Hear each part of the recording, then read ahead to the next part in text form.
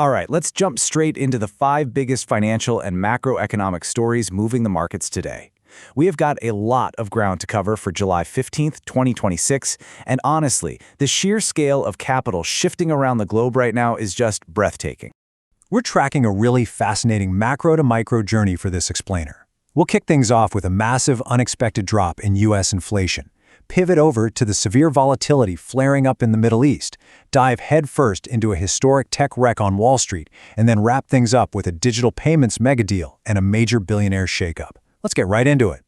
Story number 1. Inflation takes a dive. Get a load of this. The Consumer Price Index plummeted by 0.4% month-over-month in June. To put that into perspective, the consensus was expecting a tiny 0.1% decline, so this completely blew past estimates. In fact, it marks the biggest single-month drop we've seen since the onset of COVID back in April 2020. Now, year over year, the CPI is still sitting at 3.5%, but this really sharp monthly contraction instantly sent shockwaves right through the bond market. It severely slashed the odds of the Fed hiking short-term rates at their upcoming September meeting. Now, you might be wondering, where did all this sudden relief come from? Well, it came almost entirely from the gas pump.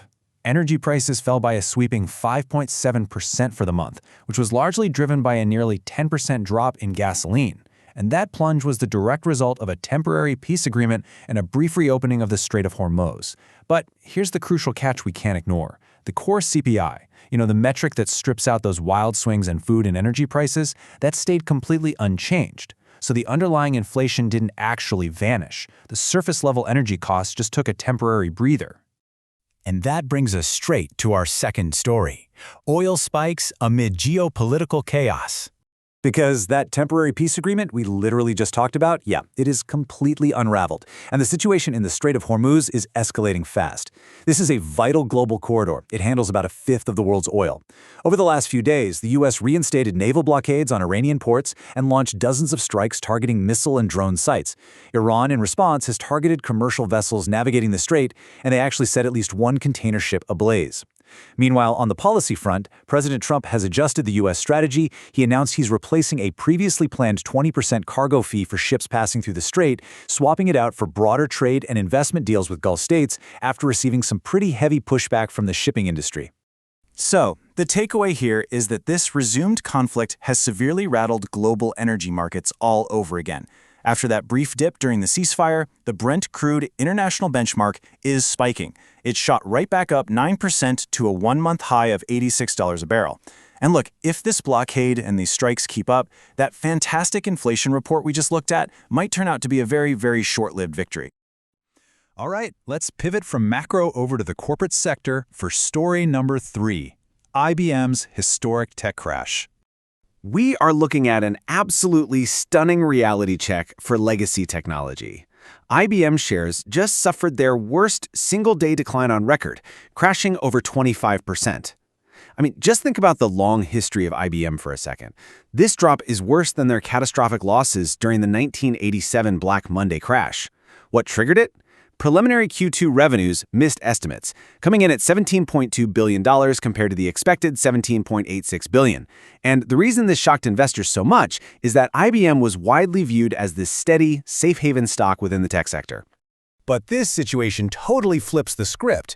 There is an enormous high-stakes tug-of-war happening in IT budgets right now, and hardware is absolutely eating software's lunch. It's not that clients are stopping their tech spending, not at all.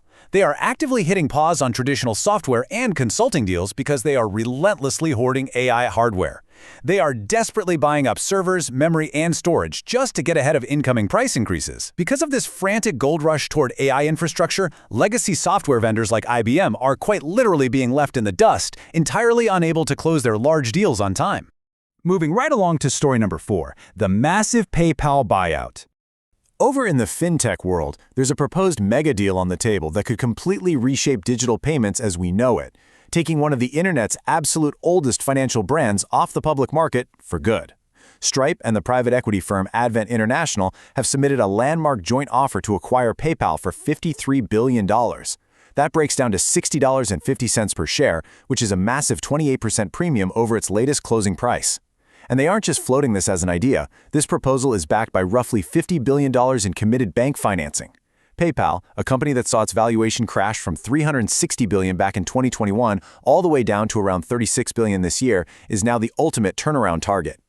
And honestly, when you look at what each side brings to the table, this 50-50 partnership is brilliant.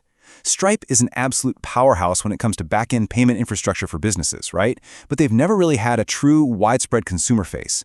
Well, by snagging PayPal, Stripe instantly gains a global consumer footprint, including Venmo, and millions of established merchant accounts. On the flip side, you have Advent International. They provide the deep pockets and the ruthless operational muscle needed to actually restructure PayPal. Together, they can try to fix the company's slowing growth and fight off heavy competition without having to do it under the harsh, unforgiving glare of the public markets. And finally, our fifth story today, Buffett's ticking wealth clock.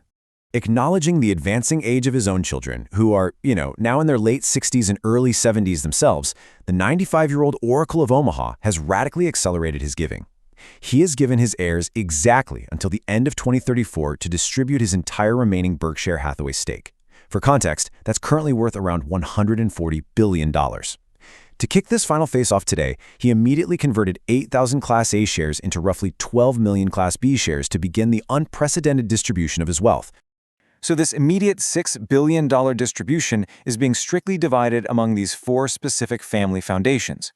The Susan Thompson Buffett Foundation gets the lion's share, and the rest is divided equally among foundations run by his three children. But honestly, the most shocking part of this update isn't who's getting the money, it's who isn't.